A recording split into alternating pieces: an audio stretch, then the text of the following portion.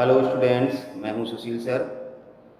आज हम एक नया वीडियो लेक्चर लेकर के आए हैं जिसमें हम एरर एनालिसिस के कुछ क्वेश्चंस करेंगे। पहले हम एक दो सिंपल क्वेश्चन करेंगे, फिर जेई और नीट में जो आए हुए क्वेश्चन है दो चार क्वेश्चन वो भी हम डिस्कस करेंगे।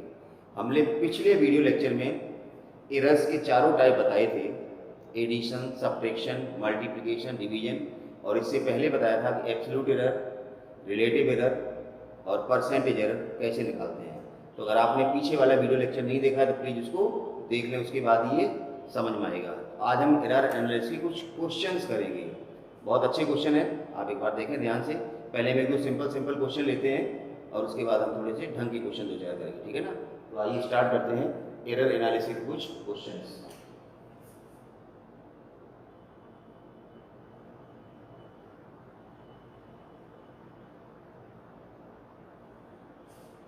ठीक है ना। तो पहला क्वेश्चन देखिए, एरर में हमने पहले ही बताया था कि हम मैक्सिमम पॉसिबल एरर की बात करेंगे। जो टर्म कांस्टेंट होता है उसकी वजह से कोई एरर नहीं आती है। जैसे हम टाइम पीरियड निकालते हैं तो वहाँ पर आता है 2π√L/G। तो 2π क्या है, कांस्टेंट, उसको तो हम मेजर करते नहीं, हम मेजर लेंथ कर रहे हैं या टाइम पीरियड मेजर कर रहे हैं। जो फिजिकल क्वांटिटी मेजर की जाती है एरर उसी के अंदर आएगी, ध्यान रखने वाली बात है, ठीक है ना। अब दूसरी इंपॉर्टेंट चीज़ समझ लो, जैसे हम लेंथ मेजर कर रहे हैं किसी मीटर स्केल से, लेंथ मेजर कर रहे हैं। अब सपोज उस मीटर स्केल का लीस्ट काउंट 1 मिलीमीटर है, ठीक है ना। तो उस स्केल से जो फिजिकल क्वांटिटी मेजर होगी, ध्यान सुनना, उसकी एक्यूरेसी भी 1 mm के ऑर्डर में ही आएगी और उसमें जो मैक्सिमम एरर होगी वो भी 1 mm के ऑर्डर में। जैसे आपने मान लो स्केल से किसी की लंबाई नापी 13.1 सेंटीमीटर नापी, तो हो सकता है वो 13.1 ना हो, 13.2 हो, या 13 ही हो, उसकी लिस्ट काउंट तो 0.1 है ना सेंटीमीटर, 1 mm। तो जो मैक्सिमम पॉसिबल एरर होगी मीटर स्केल से, तो जो उस मीटर स्केल की लिस्ट काउंट होगी उसी ऑर्डर में होगी, या उतनी ही मैक्सिमम हो सकती है। भाई एक डिवीजन ही तो आप कम पढ़ोगे, आधा डिवीजन तो कम पढ़ोगे नहीं, तो मैक्सिमम क्या हो सकता है कि आपने एक डिवीजन ज़्यादा देख लिया हो या एक डिवीजन कम देख लिया हो। इसी तरह से जब हम टाइम पीरियड की बात करते हैं तो हम किसी स्टॉप वॉच या रिस्ट वॉच से ही करेंगे, तो उस रिस्ट वॉच का जो लीस्ट काउंट होगा वही उसमें मैक्सिमम पॉसिबल एरर हो सकती है। दिमाग में बात सेट कर लो कि आप जिस इंस्ट्रूमेंट से नाप सकते हो उस इंस्ट्रूमेंट की जो लीस्ट काउंट है उसी ऑर्डर में मैक्सिमम एरर आ सकती है। जैसे मैंने बताया, बार बार बता रहा हूँ, अगर मीटर स्केल से आप लेंथ नाप रहे हैं और उस मीटर स्केल का लीस्ट काउंट 0.1 सेंटीमीटर है तो मैक्सिमम पॉसिबिलिटी क्या एरर आने की कि आप एक खाना कम या ज़्यादा पढ़ सकते हो, तो मैक्सिमम एरर आ सकती है वो 0.1। तो इस चीज़ को हम यहाँ पर यूज भी करेंगे, ठीक है ना। क्वेश्चन लेते हैं, if error in the measurement of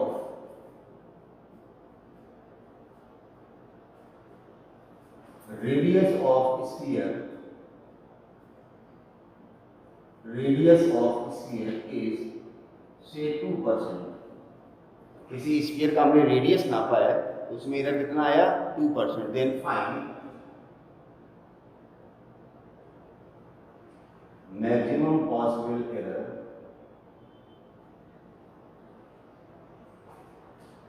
in its volume। किसी स्फीयर का जब रेडियस नापा तो उसमें एरर 2% की आई है, तो उस स्फीयर के वॉल्यूम में कितने परसेंट एरर हुई, ऐसा कुछ क्वेश्चन है। तो हमें पता है स्फीयर के वॉल्यूम का पहले तो फार्मूला पता होना चाहिए, और हमें पता है volume of the sphere is V = 4/3 πr³। और अभी हम जैसा बता रहे थे कि 4/3 पाई क्या है, it is a constant term, इसको तो हमने मेजर किया ही नहीं। तो हमें जो एरर मिलेगी वॉल्यूम में किसकी वजह से मिलेगी, रेडियस की वजह से। अब हमने कल एरर वाला फार्मूला बताया था कि वॉल्यूम में परसेंटेज लिखना है, delta V/V × 100, change upon original into 100। Volume में चेंज अपॉन ओरिजिनल, ये हो गया percentage error in the volume. कितना आएगा, इससे कोई मतलब नहीं। तो आज आपकी कुछ मिल गया, पावर आगे आ जाती है 3 × डेल्टा R/R इनटू। पिछले वीडियो लेक्चर में हमने सारे फार्मूले बताए कैसे फार्मूले बनाए जाते हैं, ठीक है ना। जितने भी टर्म है उनकी सबकी परसेंटेज एरर लिखते जाते हैं, चाहे एडिशन हो, चाहे डिवीजन हो, चाहे मल्टीप्लिकेशन हो, सारे टर्म को हम ऐड ही करते हैं क्योंकि एरर इज ऑलवेज एडेड। तो ये जो टर्म क्या लिखा है, डेल्टा आर अपॉन आर मतलब परसेंटेज एरर इन आर, और जो आपको डायरेक्ट दिया गया 2%, तो आपका आंसर आ जाएगा 3 × 2 6%। तो बहुत ही सिंपल सा क्वेश्चन है, आप कर सकते हो इसको आराम से। एक और क्वेश्चन देखते हैं।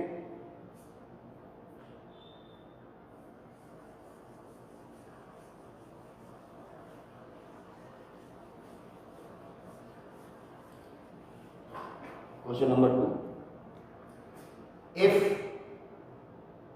the error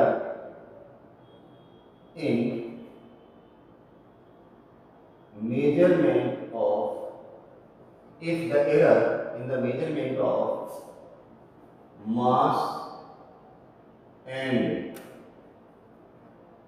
side of a cube is 1% and 2% respectively, question पूरा नहीं लिख रहे हैं, आप समझ जाना। then find maximum percentage error in its density। एक क्यूब है, उसको हमने मास उसका मेजर किया, तो हमें एरर कितना मिला 1%। क्यूब की साइड को हमने मेजर किया, तो हमें एरर कितना मिला 2%। तो उस क्यूब की डेंसिटी में मैक्सिमम पॉसिबल एरर क्या होगी? तो डेंसिटी का फार्मूला चाहिए हमें। डेंसिटी का फार्मूला होता है मास अपॉन वॉल्यूम।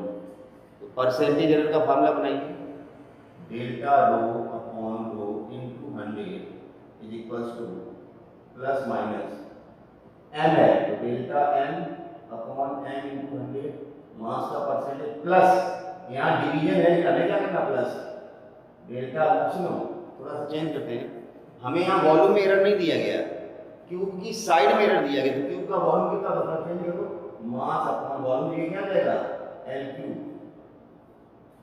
क्यूब का वॉल्यूम क्या होता है, साइड का क्यूब, साइड हमने एल मान लिया तो एल क्यूब हो गया, या ए मान लो कि ए क्यूब हो जाएगा। तो ये एल का एरर हो गया ये, और एल की पावर 3 तो 3 आ जाएगा, और delta L upon L into. अब ये भी एरर आपको दी गई है, और ये भी मास में कितनी एरर है 1%, साइड में कितनी एरर है 2%, तो आंसर जाएगा प्लस माइनस 1 + 3 इनटू 3 तो ऑलरेडी है ना ये पावर वाला, और लेंथ में कितनी एरर है 2%, तो 3 × 2 = 6 1 प्लस माइनस 7%। तो बहुत ही आसान क्वेश्चन है। अब हम एक और क्वेश्चन लेते हैं जो आपके एनसीईआरटी का क्वेश्चन है, और जेईई मेंस में 2018 में आया हुआ है। मेरे सामने क्वेश्चन पड़ा है, एनसीईआरटी का सॉल्व एग्जाम्पल है, और जेईई मेंस में 2018 में आया हुआ क्वेश्चन है, ठीक है ना। तो उसको करते हैं, बहुत आसान है।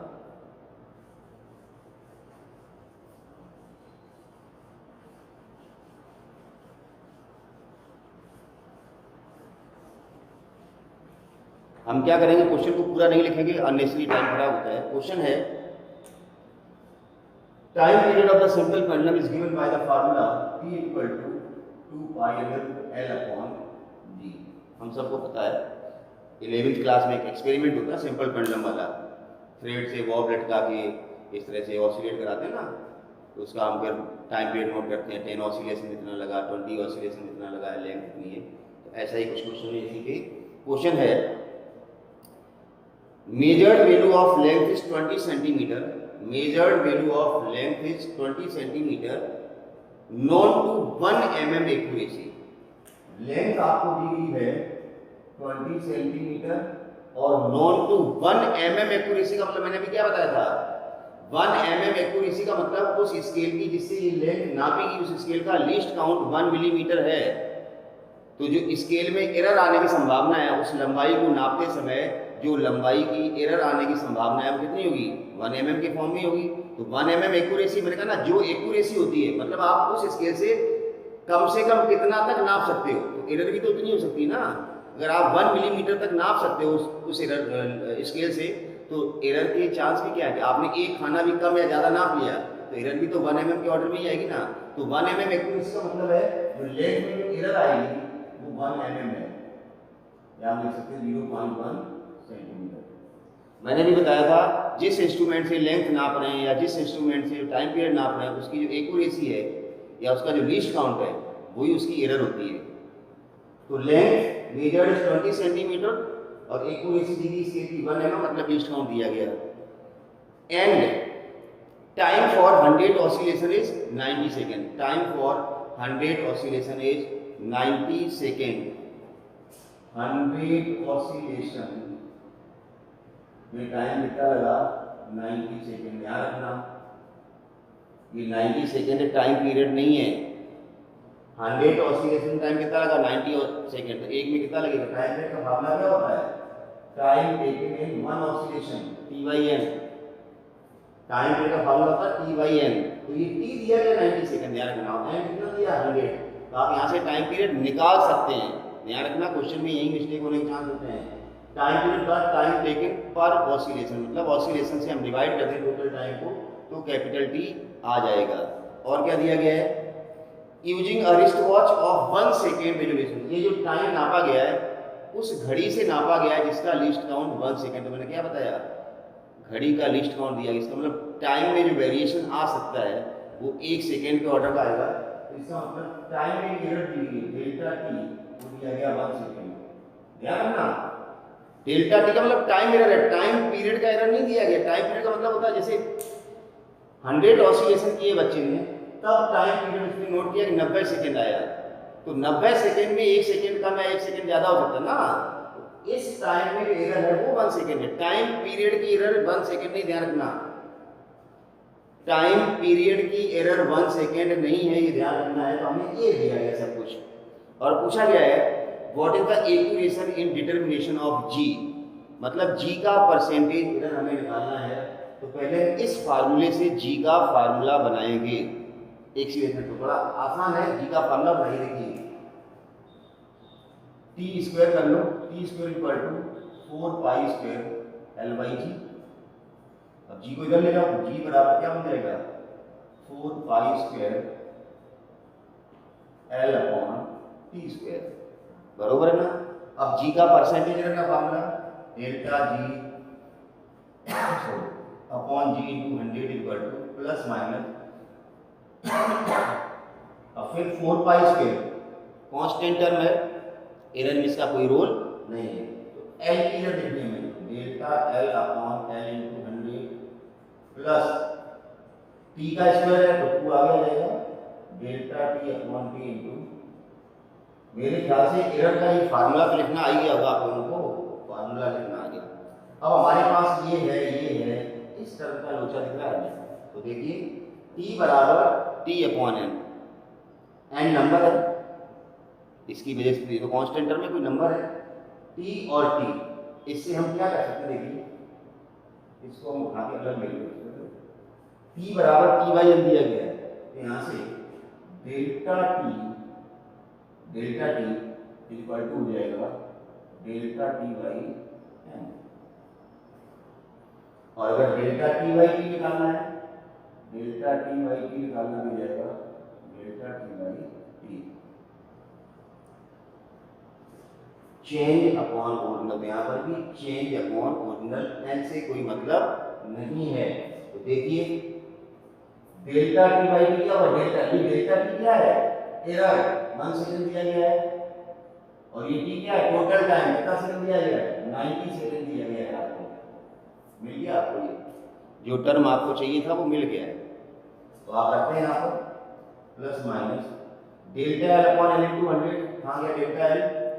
डेल्टा एल ये रहा, ये 0.1 centimetre upon L 20 centimetre into 100 plus twice of delta T by T into 100। कहाँ गया डेल्टा टी बाई टी?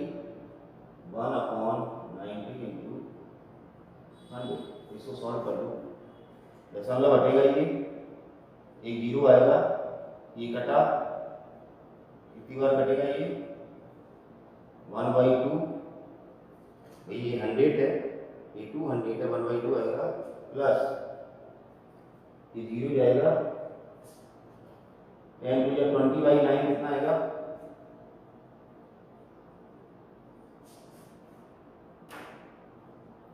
1/2 हो गया करीब 0.5 0.5 प्लस 9 टू 18, ये 2 हुआ 20, 9 टू 18, इस तरह से आता जाएगा। तो 2.7% एरर आएगा। ये इसको हम लिख सकते हैं नियरली 3%। जो ऑप्शन दिया गया है कि जो जी में परसेंटेज होगा it comes out to be nearly, तो 3% इसमें ऑप्शन है। तो ये वाला जो है ना थोड़ा सा नीचे दिख नहीं रहा मेरे ख्याल से, मैं इसको ऊपर लिख देता हूँ। यहाँ तक तो आ रहा है, ये हो जाएगा। इसके बाद देख लें आप, plus minus 0.5 plus 2.2 plus minus 2.72% या नियरली 3%। तो कहने का मतलब कुछ भी नया नहीं है। और हम आपको बताएं जेईई एडवांस में कई ईयर्स में कई बार इसी टाइम पीरियड के क्वेश्चंस पूछे गए हैं एरर में। मैं एक और क्वेश्चन ला रहा हूँ जो भी जेईई में ही पूछा गया, टाइम पीरियड का ही क्वेश्चन। चलिए कुछ और क्वेश्चन लेते हैं। मैक्सिमम जो क्वेश्चन है वो सिंपल पेंडुलम या टाइम पीरियड या एक्सीलरेशन ड्यू टू ग्रेविटी का ही है। एक और जेईई का क्वेश्चन 2019 का ले रहा हूँ, जेईई 2019 का। अच्छा क्वेश्चन है, क्वेश्चन में पढ़ देता हूँ, लिखने में टाइम खराब होगा। Time period of a simple pendulum determining g, कोई फार्मूला लिखने का लगा दूंगा, टी बराबर 2 pi under root L upon g, T square बराबर 4 pi square L upon g, g बराबर 4 पाई स्क्वायर एल अपॉन, ये लिख लिया करो। और परसेंटेज एरर जी का ही पूछा गया क्वेश्चन में, तो ये फार्मूला बन जाएगा delta g upon g into 100 is equals to, इसकी वजह से कोई एरर आएगी, delta L upon L into 100 plus twice of delta T upon T into 100। ये तो एग्जैक्ट वही क्वेश्चन है जो अभी हमने पीछे किया था। क्या क्या दिया गया है? Least count of stop watch 1 second है, मतलब क्वेश्चन में डेल्टा टी दिया गया 1 second, and time taken for 20 oscillation is 30 second. 20 oscillation का टाइम जो है वो 30 सेकेंड दिया गया है। और क्या दिया गया है? Length of the pendulum is measured by a meter scale of least count 1 mm and the value obtained is 55। Length का लीस्ट काउंट दिया गया 1 mm, मतलब 0.1 सेंटीमीटर, और लेंथ जो मेजर की गई 55 सेंटीमीटर है। मेरे ख्याल से कुछ भी क्वेश्चन में नया नहीं है, जो अभी क्वेश्चन बाकी किए हैं वैसे ही है। यहाँ देख लो, हमने बताया था टाइम पीरियड क्या होता है, टाइम टेकन पर ऑसिलेशन। 20 ऑसिलेशन में 30 सेकंड लगा, तो एक ऑसिलेशन में कितना लगेगा? 20/30। बस कुछ करना थोड़ी है, थोड़ी 30/30। तो टी वाई 10 करेंगे, तो यहाँ से डेल्टा टी निकाल लो, delta T equal to delta T by N, और डेल्टा टी बाई अगर टी करेंगे अभी बताया था, हो जाएगा डेल्टा टी बाई टी। देखो डेल्टा टी की जगह डेल्टा टी बाई है ना, डेल्टा टी बाई टी करो तो एनसीएन कट जाएगा, डेल्टा टी बाई टी आएगा, ठीक है ना। ये टी का फार्मूला है और ये डेल्टा टी का formula, delta T by T करोगे एनसीएन कटेगा, ये आएगा डेल्टा, ठीक है ना। आप सारी वैल्यू आपको दी गई है। मैंने कहा ना गलती यही होती है, जो लिस्ट काउंट दी गई है स्टॉप वॉच की, जब स्टूडेंट ने 30 सेकेंड टाइम मेजर किया 20 ऑसिलेशन का, तो संभावना क्या 30 की बजाय 31 हो सकता था। 30, तो जो एरर है ना टाइम की, वो टाइम पीरियड की एरर नहीं है, बस ये ध्यान रखना है। जो एरर है ना वो टोटल टाइम की एरर है। तो डेल्टा टी है, नॉट ये वाला नहीं है 1 सेकेंड, तो ये ध्यान रखना, और कुछ नहीं है। बाकी तो क्वेश्चन हो गया, कुछ है ही नहीं। वैल्यू डाल दो, डेल्टा कितना है 0.1 अपॉन एल कितना 55, 100 plus twice of delta T by T आ जाएगा। यहाँ से डेल्टा टी कितना है 1 सेकेंड और टी कितना है 30, 2 इंटू 1/30। अब मुझे नहीं लगता इसमें कुछ है, तो सॉल्व कर लो यार। ये 20/30 हो जाएगा, 20/3, और ये दशमलव हटेगा, एक जीरो गया, 10/52 अपॉन 11, 5 2 जा 10 और 11 5 55।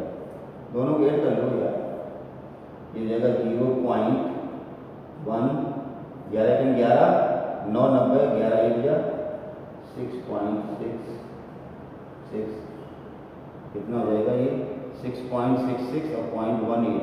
कोई जेई फी नहीं, कुछ आराम करता क्वेश्चन है। 6 1 7 1 8 6.8 ये इसमें क्या है जेई का कुछ नहीं। अगला क्वेश्चन और करता हूँ, एक बहुत ही अच्छा क्वेश्चन है। 3 स्टूडेंट्स हैं, यही एक्सपेरिमेंट किया सिंपल पेंडुलम का, तो उनके कुछ डाटा दिए गए आपको और मैं एक टेबल के फॉर्म में दिया गया, मैं बता देता हूँ। Number of oscillations observations are shown in the table, least count for length 0.1 centimeter and least count for watch is 0.1 second.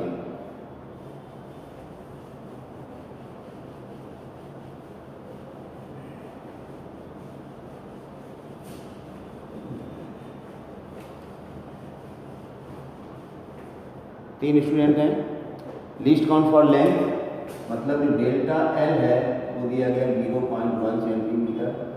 Least count for बहुत ज़्यादा, उसको ज़्यादा भी नहीं दिखा है ना।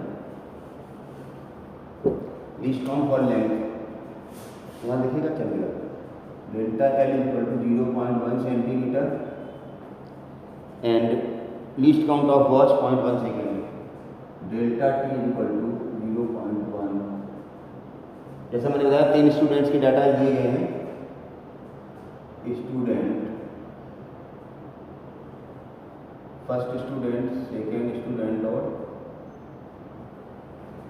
तीनों ने एक्सीलरेशन ड्यू टू ग्रेविटी में जो परसेंटेज चेंज है उसको मेजर किया, ठीक है ना। तो इस स्टूडेंट ने किया, इसको नाम दिया गया E1, इसको नाम दिया गया E2, E3। तीनों ने क्या निकाला? तीनों ने ये निकाला delta g upon g into 100। तीनों ने ये निकाला delta g upon g into 100, delta g upon g into 100। कैसे निकाला है? इसके लिए इनको डाटा दिए गए हैं। क्या क्या दिया गया है?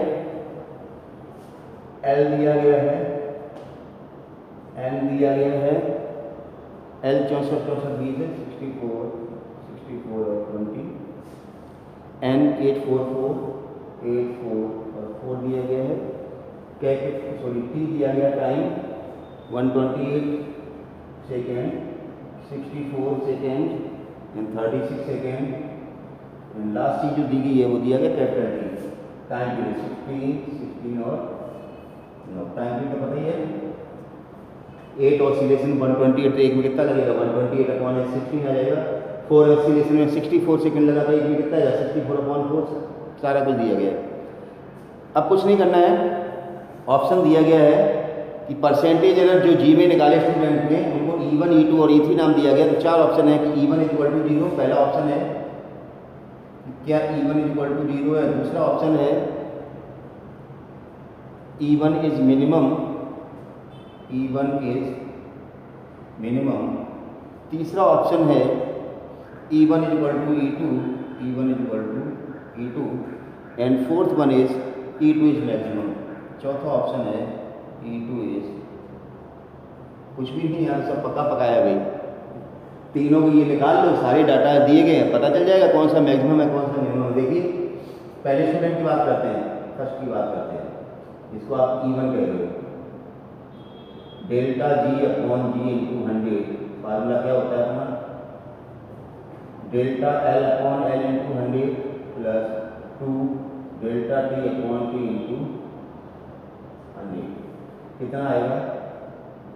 कितना आएगा देखिए, डेल्टा एल पहले दिया गया 0.1 अपॉन एल, एल कितना है पहले स्टूडेंट में 64 into 100 plus twice delta T upon T निकाल लेते हैं।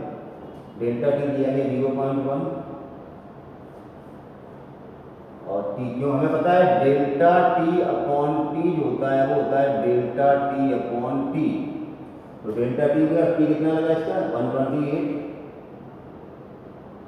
इंटू 100। ये तो पहले बच्चे का है ऑब्जर्वेशन, डेल्टा जी वाई जी इंटू। अब दूसरे का है E2, ये तो E1 हो गया।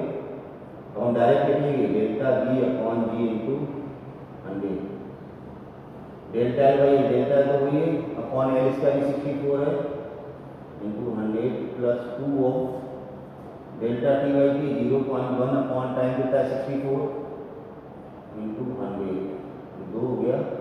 और तीसरे बच्चे का जो दिया गया है E3 delta g upon g into 100 equal to, तीसरे बच्चे का भी देख लेते हैं क्या दिया गया 0.1 upon delta L by L है कितना है 20 into 100 plus twice of delta T upon 36 into, मेरे ख्याल से इसको सॉल्व मत करो, ऐसे ही देख लो, तो कैलकुलेशन करेंगे तो काफ़ी लंबा हो जाएगा।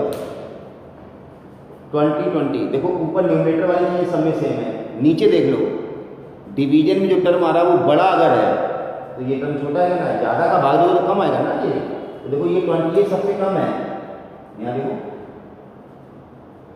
20, 36, 64, 64, 64 तो ये सबसे कम है, किसका मतलब ये सबसे कम है, किसका मतलब E3 तो मैक्सिमम होगा, E3 मैक्सिमम होगा, E3 जो है वो कैसा होगा मैक्सिमम। तो यहाँ जो ऑप्शन दिया गया ना E2 इज मैक्सिमम, ये तो गलत है, ये गलत है, E2 इज मैक्सिमम नहीं E3 मैक्सिमम। अब आ जाओ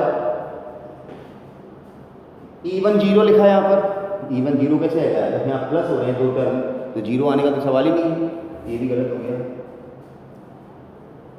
अब देखिए E1 और E2 क्या बराबर हैं, नेवर, E1 में 64 और 120 है, यहाँ 64 और 64 बराबर नहीं है, ये भी गलत हो गया। अब एक ही बचा, वैसे तो आप मार ही सकते हो सही है, लेकिन फिर भी हम बता देते हैं ये क्यों सही है। E1 इज मिनिमम, E1 के साथ जो डिनोमिनेटर है वो हाईएस्ट है, यहाँ देख लो 64, 64, 20, 20 हाईएस्ट है ना, इसका मतलब ये सबसे कम होगा, E1 is minimum, this is the correct answer. तो कहने का मतलब ये है, और भी बहुत सारे क्वेश्चन हैं लेकिन सारे क्वेश्चन ऐसे ही हैं, आपको फार्मूला लगाना है और आपका वैल्यू मिल जाएगा। तो और भी बहुत सारे क्वेश्चंस हैं, अलग अलग बुक्स में दिए गए हैं, तो आप लगाने की प्रैक्टिस करें, और कोई चीज़ अगर समझ नहीं आए तो कमेंट बॉक्स में मुझे लिख के पूछ सकते हैं, और चैनल को देखते रहिए, वीडियो को पूरा देखें, नहीं समझ में आए तो दोबारा देखें, और सब्सक्राइब अगर नहीं किया अभी चैनल को तो सब्सक्राइब जरूर कर दें, ठीक है ना। Thank you very much.